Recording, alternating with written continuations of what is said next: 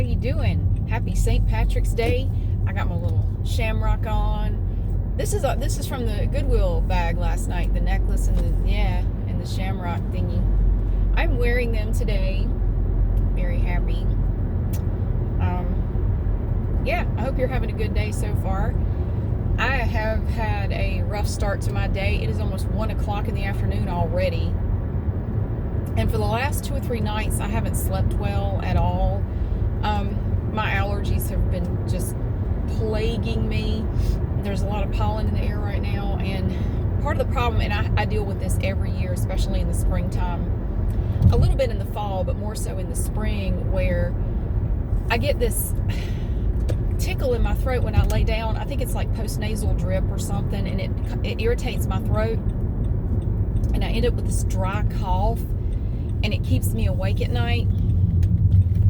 My doctor recommended just trying a cough suppressant like Delsym or something like that. I tried to make it without it for the last 2 nights. I finally gave in last night about 3 o'clock in the morning. I said, I can't stand this anymore. So I finally took some Delsym, and then I was able to sleep, but not long, because then I had to get up. But I was able to get a little bit of sleep without coughing. But so anyway, I have been sleep deprived for the last couple of days, and so I got my kids off to school this morning, and I went back upstairs and took a nap. I went to bed. I slept for about an hour and a half, and I feel much better. I felt kind of guilty doing that. I always feel guilty if I take a nap during the day like that. I feel guilty. I don't know why. I was like, why do you feel guilty? It's okay. You don't have to do your day job today. I'm off today. You don't have anywhere you got to be right now. You're good. Quit feeling guilty for taking a damn nap. It's okay. Because I'm like, oh, but I could have been doing this. I could have done that. Oh, shut up. Just take a nap. So I finally did. It's like I just argue with my conscience. Just shut up and take a nap. You know you're tired. Just lay down and take a damn nap. It's not going to hurt anything. And I feel much better. I'm a little stuffy today, but not too bad. But yeah, pollen is driving me bonkers. I take my Zyrtec every day. I take my Benadryl every day, and it is just not doing anything. I think I built up a tolerance to it or something, because it doesn't really seem to be doing anything. I think I might go back to trying Flonase again, the nasal spray. I used to do that in the springtime, but for a couple of years there, I didn't really have much trouble with allergies, and now it's gotten bad again for some reason. So I may have to go get some generic Flonase, which is the drug name for Flonase is fluticasone. I remember the nurses at the hospital where I used to work would argue about the pronunciation of generic drug names. Like, what a stupid thing to argue about. Flonase's generic name is Fluticasone, fluticasone, and the nurses would argue about whether it was fluticasone or fluticasone. Fluticasone sounds like a musical instrument, like a wind instrument, but fluticasone, like you made it a flute with a calzone, or calzone, whatever, I don't give a shit. The pronunciation of every word was made up at some point. So if you don't say it the way they decided you should say it, I don't really see the problem. I think it's fine. Don't worry about it. People get hung up on dumb stuff. I got some bad news yesterday. My dad called me. I had been meaning to call my dad. I try to. And I would think about it, and I would think, well, I'm right in the middle of something. Let me get done with this. And then why am I turning here? Damn it, I don't know. We're going a long way. So my dad called yesterday morning, like 9 o'clock, and I was working. We went over train tracks, but those aren't the fun ones. They don't jar your teeth out. Yeah, my dad called and told me that one of my cousins passed away on Tuesday. I have a bunch of cousins. I have lots and lots and lots of cousins. This was one of my first cousins that I was never really that close to. I hardly ever saw him growing up. I haven't seen him. He actually came to one of our family reunions about 10 years ago. That was the last time I saw him. And I actually have a picture of us together at that reunion. Yeah, he apparently was, he had some heart trouble. How old is he? He was 58. Because I asked my dad, I wasn't sure how old he was. He was 58. And, is that, no, 56. He's 8 years older than me, 56. And he had a stent put in a couple of years ago for something was wrong with his heart. I don't know. And apparently he had a heart attack sometime Tuesday night, during the night. And his son, no, Monday night, and his son found him Tuesday morning. His son is in his early 20s and apparently was living with him. I don't really know anything about him. He's got 2 kids they're in their 20s, I think. He has a daughter, but she lives in Texas or something. I don't really know that little section of my family. I don't really know them very well because they've always lived not around here anywhere. I hardly ever see them. It sucks that he died, but I'm gonna tell you honestly, and I didn't say this to my dad, and it's not funny. It's sad, really. When my dad said, told me, I just wanted to let you know, I just found out that your cousin died, and my first thought was, didn't he die like a couple of years ago? And I felt really bad for thinking that. The reason I thought that was he had a lifelong history of severe alcohol and drug abuse. It took a hold of him when he was in his late teens, and he just struggled mightily with drugs and alcohol his entire life, to the point that it just ruined his life. Now, he lived down in Mississippi. I have family in Alabama and Mississippi, and my cousin's dad is my dad's brother, and my dad's brother lives in Florida and has lived down there for over 30 years. I don't really see him much either. So he's had trouble with drugs and alcohol his entire life. Now, his parents divorced many years ago, back when he was still fairly young. He was probably in middle school when they divorced. And so he lived with his mom and my dad's brother. I think it was around that time he moved down I think he lived in Mississippi for a while and then moved to Florida and just stayed there.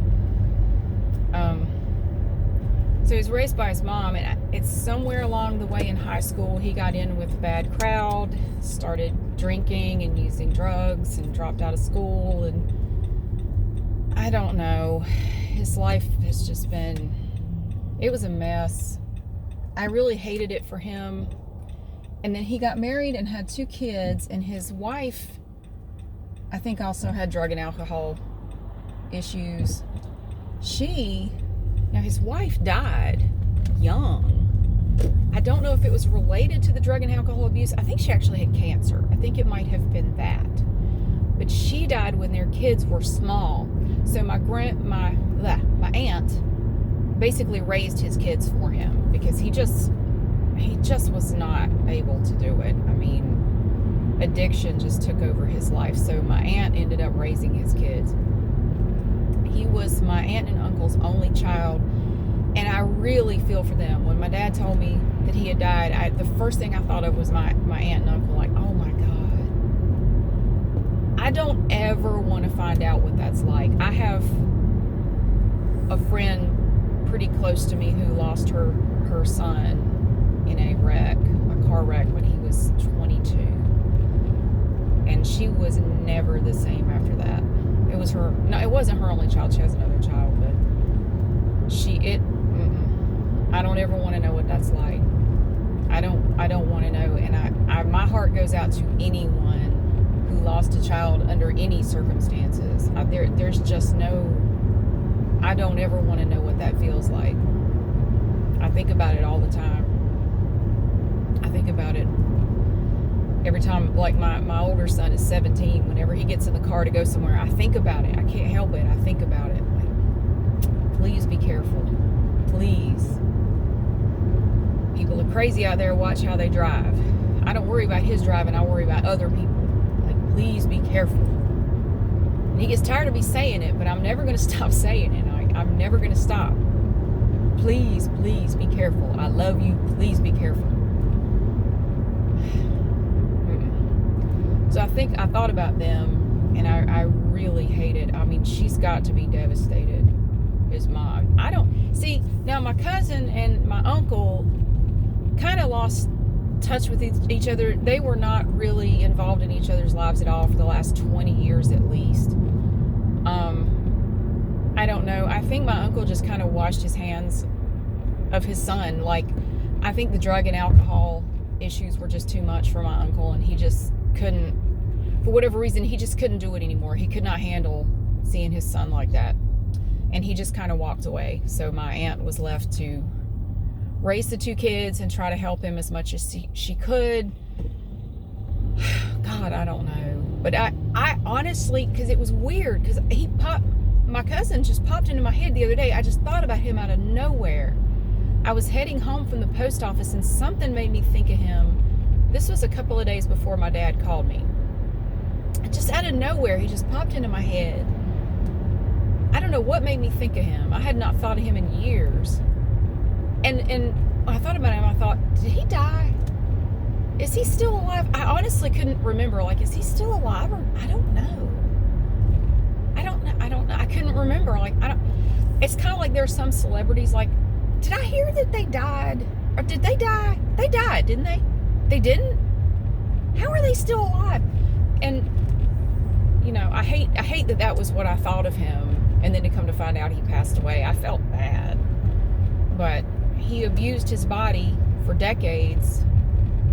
And I don't know that that's what caused his heart attack and heart problems. I don't know. I'm no doctor. I don't know, but probably didn't help any. But I just, damn it, I hate that for his kids, because now his kids have lost their mom and their dad in their 20s. Oh, that sucks. That sucks. And my aunt and uncle have lost their only child. I don't know. I just hate that. I hate it. But so that's what I found out yesterday. But I didn't really know him all that well, so I'm not, you know, like I'm not upset or anything. I just feel bad for his kids and my aunt and uncle.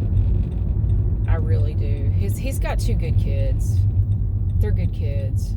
I've met both of them. I haven't seen them in a long time, but they're good kids. And my aunt did a good job stepping in and taking care of them. She really did. I think, you know, I mentioned before that I've been watching this YouTube channel called Soft White Underbelly.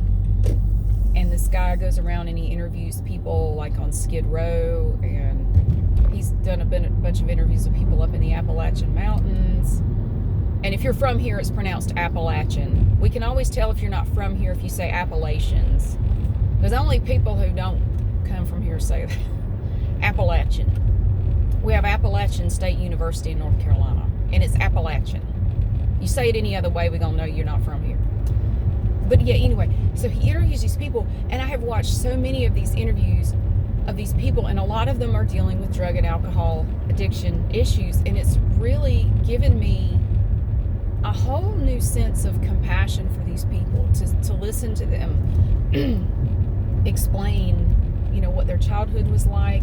And a lot of them had just shitty childhoods. I mean, just like unbelievably awful childhoods. You know, sex abuse, incest, their parents pimping them out, basically. It's like, oh my God, you know, just, It makes me appreciate my childhood. I'm sorry, hang on a minute. I've got a frog in my throat. I do apologize. It makes me appreciate my childhood a whole lot more. I mean, yeah, it wasn't perfect, but God, I never had to deal with the stuff these people had to deal with. And I think a lot of people just take for granted the fact that they didn't have a childhood like that. But I'm very grateful that I did not. So, but it gives me a new sense of compassion for people who have addiction issues that I didn't have before. You know, I think there's a tendency to see them as weak or defective, and I think it's kind of a defense mechanism to think, well, I would never end up like that. You know, clearly there's something wrong with them if they have addiction issues, and They just need to buck up and do better. It's not that simple. I think a lot of people get into drugs to numb the pain of all the stuff they've had to deal with in their life. And it's understandable. Some of these people tell their stories. It's like, I get it. My God, if I had to grow up with all that, I probably would have turned to drugs myself. That's terrible. I don't really know what was going on with my cousin. I don't know why he got into it. I don't know. I really don't. But again, I don't really know a lot about his life or anything because I never really saw him very much growing up. So I didn't really know him very well. But according to my dad said he got into a rough crowd in high school and started drinking and started out drinking, smoking dope, stuff like that, and then got into heavier stuff later, and it just kind of took over his whole life, and he just never really did anything with his life. I think he was on disability or something. I don't know. And I hate that his son was the one that had to find him. That's horrible. Oh my God. Yeah, his son found him, I guess, the next morning. It sucks. That sucks. I hate that for his son and his daughter. I hate it for all of them. It's just awful. So yeah. But there was I watched this one interview when I was putting on my makeup, getting ready to come out here. We're going to Target, by the way. I felt like going to Target. I thought about going back to Harbor Freight, but then I decided at the last minute to come here. I could still go to Harbor Freight too. I don't know. We'll see. I was watching this one interview that popped up in my recommended from Soft White Underbelly, and it was a professor. It was a totally different kind of interview. It wasn't somebody, who was on drugs or anything like that. It was really interesting. I'll put a link in the description to it. It was really cool. He's a linguistics professor, or he was. I'm assuming he's retired now because he's 84. His interview was just really fun to watch. I really enjoyed his interview. He grew up in Brooklyn, I believe, and still lives up in New York. And his interview was charming, and it was fun to watch. A lot of the interviews will just make you cry. This one was actually kind of fun to watch, and I'll put a link to it in the description. It was really cool. He's a funny guy. If nothing else, look at the click on the video and look at his pants. If nothing else, I love his pants. He's like the human version of a mullet. Like he's wearing, business clothes up top, and then he's got these pants on that are just so wild. I'd like to hang out with this guy. I'd like to have lunch with this guy one day and just let him, tell me about your life. He's so funny. Yeah, I like his interview was fun to watch. It was really interesting and really cool. Every one of this guy's interviews that he does, everyone is so different, and you get a different vibe from each one, and it's really just interesting. And I liked the professor's advice, because Mark always asks people, what have you learned in your life? What regrets do you have? What knowledge do you have to share, about life? And the professor had some interesting things to say. I really liked it. He's a smart guy. I enjoyed his interview. But yeah, I watched that before I came here, so I'll try to remember to put a link to it. It was good. It was a good one. A lot of his interviews are a lot heavier than that, and they can be depressing. I would not recommend watching a whole bunch of them at once, because it can really depress you. But it'll give you a different outlook on life, and if nothing else, it might make you appreciate. It'll give you a different perspective on life. It might make you appreciate certain things about your own life. It did for me. It really did. All right, I am at Target. Ooh, it looks crowded. Why is it crowded at 1 o'clock, 1:14 p.m. on a Thursday? I don't know. But apparently a lot of people have time to go shopping at Walmart or Target in the middle of the day. There are a lot of people here. I like this Target though, because usually, even when it's kind of crowded, it's usually relatively quiet in there. It's usually not too noisy. So it's a good place to make videos, and they don't play loud music here. Thank goodness. There are two or 3 Targets in Greensboro, but they play loud music most of the time. So this one in High Point does not. So I come out here to this one because it's a really good one. Yeah. So yeah, it's been a good day so far, but I haven't really done anything yet. But I'm going to go in here. I don't know what kind of video I'm going to do. Sometimes I just go in there and I just have to get a feel for, I don't know, the vibe of the store, and then I just kind of go with it. So that's what I'm doing in here today. So I hope you are having a wonderful day. Happy St. Patrick's Day again. And I hope that the rest of your day is awesome. And I will see you again soon.